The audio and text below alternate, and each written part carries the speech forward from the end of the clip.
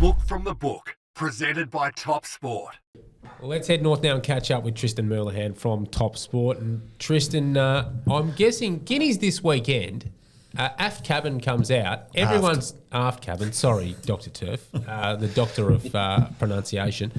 Everyone's disappointed who's taken him in the futures bet. You would have been dancing on the trading floor, I'd imagine, when he got scratched.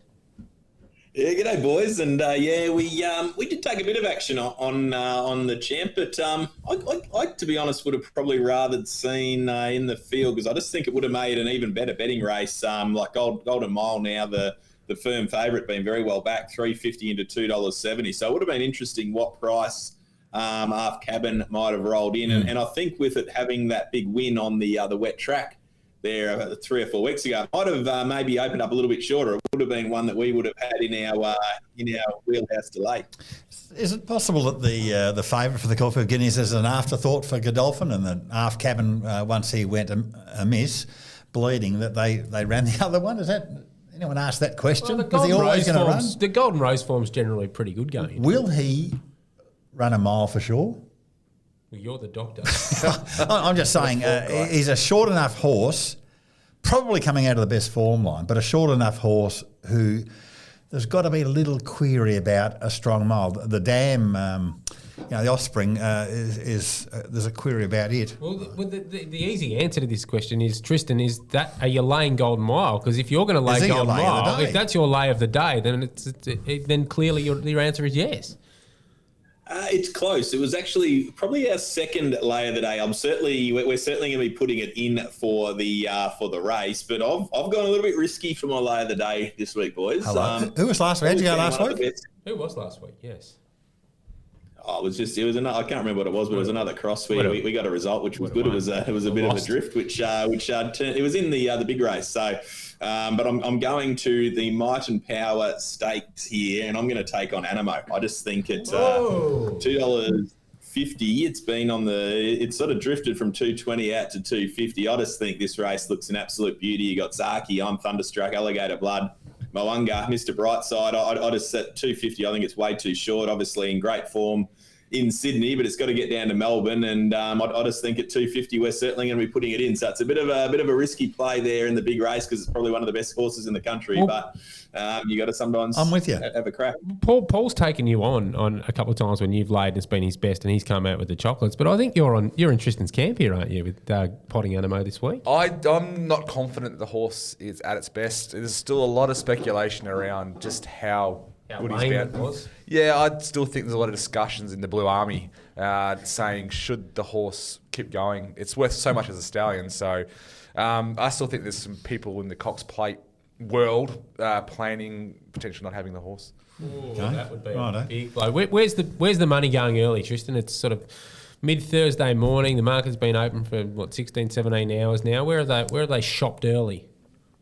Yeah, there's been quite a few big pushes early. It's actually been a really vibrant betting fair. I think it's particularly with the uncertainty of the weather down there in Sydney as well. I think the focus has certainly been on Melbourne and. There's no uncertainty, Tristan. You're going to need an arc in Sydney this weekend. There's no uncertainty about that. Did Tristan use the word vibrant?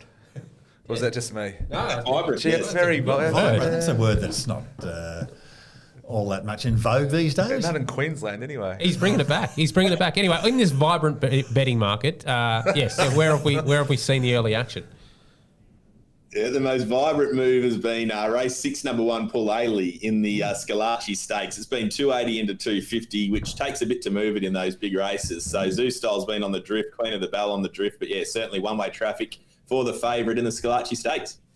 Well, you blokes must be sort of a little bit shaken where the long odds on he won the AFL, the long odds on he won the NRL. You're a little bit wobbly at the moment. You want to take on these favourites, fair enough. No, Tristan, before Turf guys, how did you go in the AFL? We haven't spoken since the grand final. It's a fortnight ago. No one cares, Paul, despite the fact that you barrack for Geelong. We don't care.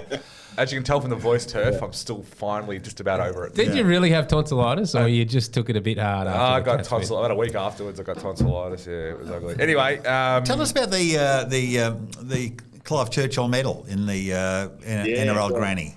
If if we had been speaking about big goes, that was certainly one of the biggest goes I've seen for a while, because like the AFL with the Norm Smith, it's probably the biggest betting market on the grand final. And the Clive Churchill, Nathan Cleary was the firm favourite at $3. And Dylan Edwards, who actually got Player of the Year for Penrith, opened up at $11 or $12, something in that vein, and he was well backed 11 into 9. And then on game day, he was absolutely smashed, $9 into $5.50, and some really significant wages. And when he came across the field and made that cracking covert tackle to keep the Eels at 0 just before half time, I thought we were in a lot of trouble, and it turned out to be the case. Do you reckon that tackle, which all of his teammates came across and embraced him, was that the one that got him the medal?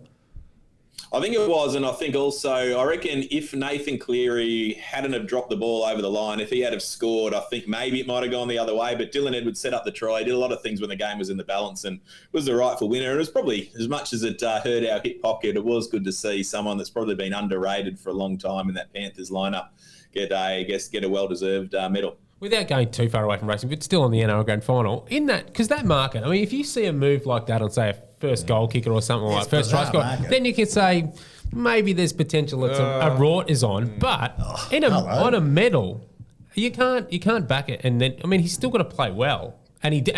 He was absolutely justified winner of the medal. But it's just strange that everyone was onto it.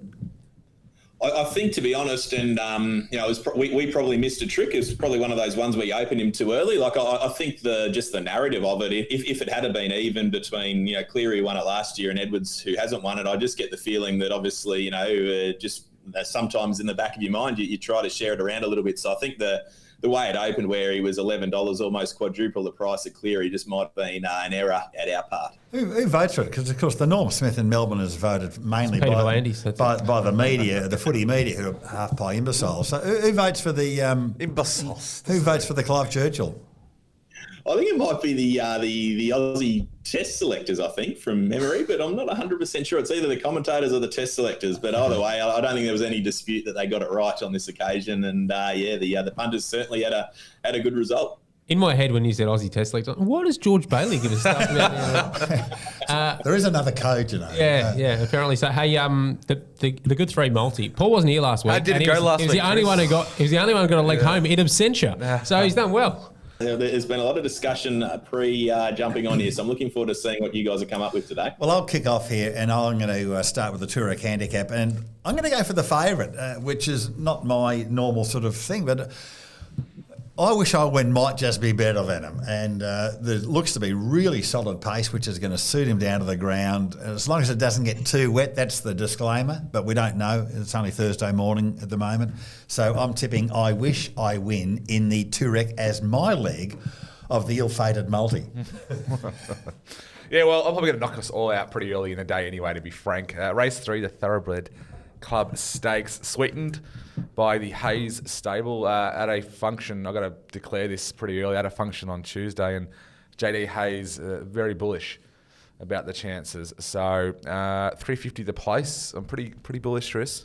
You sure, Paul? So you're going to place, because you've been someone very vocal about place. So I think it's quite a vibrant. I think it's quite a vibrant bet. A gelding operation last week. Yeah, it's a vibrant bet. It is a vibrant market, that one, Tristan. And JD Hayes, though, I tell you what, when he tips one, he tipped last week Exolita, who you were keen on Thursday, and has changed your mind by Saturday. I did. I walked the track and got off her. JD was very keen, and she saluted about 10 or 12 to 1. And he's such a nice guy. He even pretended to say, "I enjoy doing the podcast."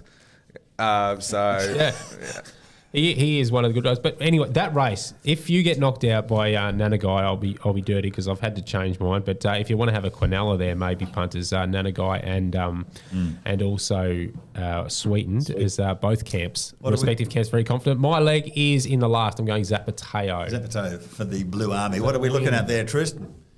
Yeah, that works out at a really nice price if we can get a result there, $22.20. So hopefully we can get a result, and we'll see how we go. Remember when we told you can't say anything, Paul, and that was the week it won. So cut his mic, Tom. What I do want to